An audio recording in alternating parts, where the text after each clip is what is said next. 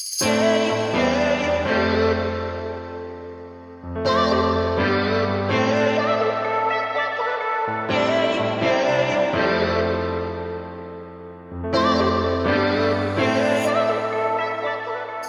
everyone, Shirin here. Welcome back to my channel. Today I'm sharing with you my everyday summer makeup look, which is this right here. So this is a really easy, minimal look. There isn't really much base makeup going on. I don't know what happened with my skin this summer, but it literally is rejecting foundation. Like, it does not apply properly, it doesn't want to stick, it just looks so bad. So I've been focusing a lot more on spot concealing, which ironically has worked out in my favor because I much prefer the way it looks and the way it feels. It's so mind-boggling to me that foundation isn't sitting well on my skin anymore because I am so on top of my skincare routine, and my skin is right now the best it has been all year. If you've been keeping up with my previous skincare videos this year, like the whole retinol journey, how that really just wrecked my skin, you can hopefully see the difference. Like, I feel so good, my skin looks so much better, it's tame, I'm not breaking out the same way anymore, I'm not getting those painful breakouts.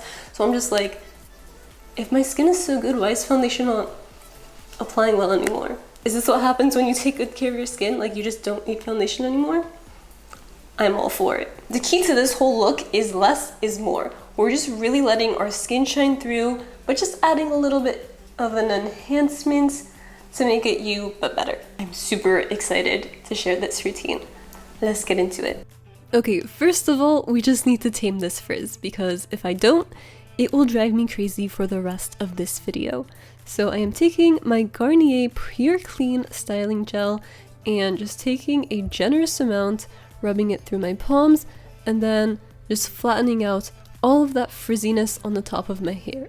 Now, if a professional hairstylist was to watch this, would they be cringing? Yeah, probably, but you know what? It works for me, so it is what it is. Then I'm just using these prayer hand motions. Since I do have wavy / curly hair, I don't want to be ruining my curl pattern, so using these prayer hands is just going to be the most gentle on my hair while still allowing me to distribute product. Then I'm also sectioning off my hair, so I make sure to get the middle parts as well. If you only do the top parts, you're still gonna have frizziness in the middle and the bottom, so, you know, get all of your hair. Much better. Now, the most important step of all, sunscreen. If you don't do anything else and you only wear sunscreen, good job. So proud of you. So this one is actually a newer addition to my routine. The Derma E Mineral Sunscreen is something that I only recently started using because my previous Drunk Elephant sunscreen was just giving me issues with pilling, and I was like, yo, I'm over this. So I started using this one from Derma E and I love it. It is so easy to blend out, it doesn't leave any sort of white cast, and it also gives me a sort of matte finish. As somebody who has oily skin, I absolutely love that. It just, I don't know how to explain it. It's just so good. I love it. For the under eyes, I'm hydrating them with the Derma E Hydrating Eye Cream. It applies really nicely, it's smooth, and it smells heavenly. You could also opt for a brightening eye cream, so something like the Ula Helnurksen Banana Bright or Citango from Drunk Elephant. As someone with oily lids, priming them is an absolute must. I love using the smudge-proof eyeshadow base from NARS because it just is so thin and it blends out into practically nothing. And I don't know how this works, it's like magic, but it just keeps my shadow on all day and it does not crease. It's wonderful. Now, moving on to concealer, I am spot concealing with my Milk Makeup Flex Concealer. I'm in the shade Fair. So this whole look really just focuses a lot more on spot concealing and just enhancing your natural skin. I'm not necessarily covering up every part of my skin, I'm just covering up acne scarring and just like areas of darkness that I would like to brighten a little bit, so like that inner part of my nose / eyes. Now for shadow, all I do is take one light brown shadow and dust it all over the lid. Of course you want to blend it out and all of that, but it's just so easy. one color, good to go. This one is from ColourPop, and it is in the shade... I actually don't remember. Hold on, let me go grab it. Wake Up Call, that's the name. So if you have fair skin like me, I would definitely recommend this one because it's not too dark and smoky. Like if I was to go in with any sort of a deeper brown, it would just be too much of a nighttime smoky look. So just pick whatever shade is a light neutral for your skin tone and just wash it all over your lid.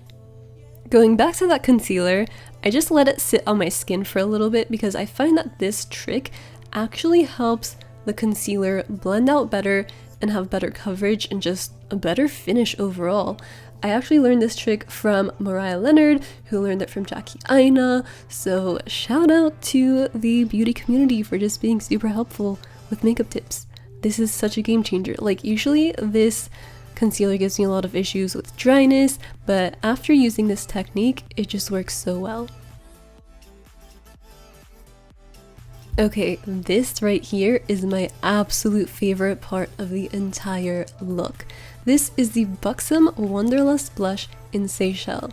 I know that it looks like I'm applying practically nothing on my skin right now, but one, that's the goal, it's a natural makeup look, but two, it just adds the most subtle amount of something that just really pulls the whole look together.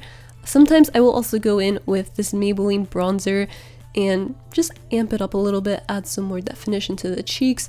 You'll notice that I'm blending upwards on my cheeks because I don't want to pull this color down. You just want to pull up and just lift up your face to make it more structured. Of course, I'm going back in with this bronzer with all the typical bronzer slash contour places, and yeah, it just looks really pretty. For lashes, I like to curl them as if somebody else is curling my lashes. So you see how I'm holding it straight out and looking upwards? I find that this really helps to lift and elongate my lashes. Now, moving on to brows, we're gonna come back to lashes, don't worry, but I just kind of like to go all over the place if you haven't noticed. So I'm using this sculpting brow pencil from AOA Studios. Yes, it is almost gone. I'm using the last remains of it.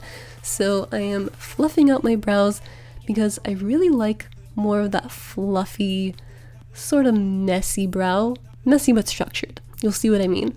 So I start off by just lightly filling in the bottom part of the brow and then the arch, and then I'll go back and make these smaller brush strokes to kind of mimic hair in the front, and then just wherever other areas are sparse, I'll go back in and do the same thing. Now, since I have barely no pencil left, it is a little bit harder for me. Usually my brows do come out better, but it's fine, you get the point. To really lock in my brow hairs, keep them in place, and also keep them fluffy, I like to use the Lime Crime Bushy Brow Gel to first just wipe through all of my brows and comb them upwards, but like at an angle. So basically just following my natural eyebrow hairs.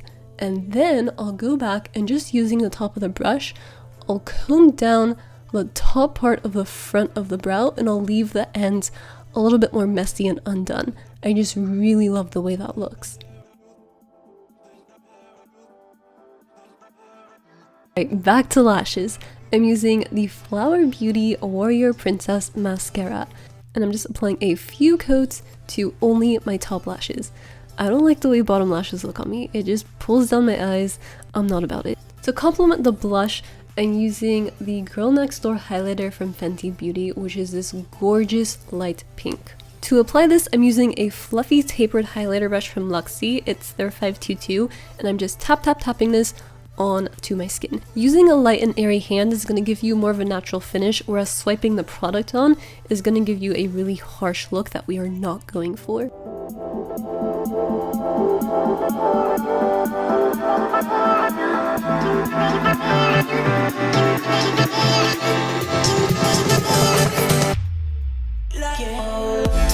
Was that not the most beautiful lip product shot you have ever seen in your entire life? Wow. Shirin, 10 out of 10, 2 thumbs up, girl, you're killing it. This is the Buxom White Russian Plumping Lip Gloss. I love it. It's a very pretty nude. It gives me a little bit of a tingly sensation, plumps up the lips, and that is it. This is my everyday summer makeup routine. I really hope that you guys loved it and learned something new. If you liked this video, make sure to give it a big thumbs up. Thank you so much for watching, and I'll see you all next time. Bye!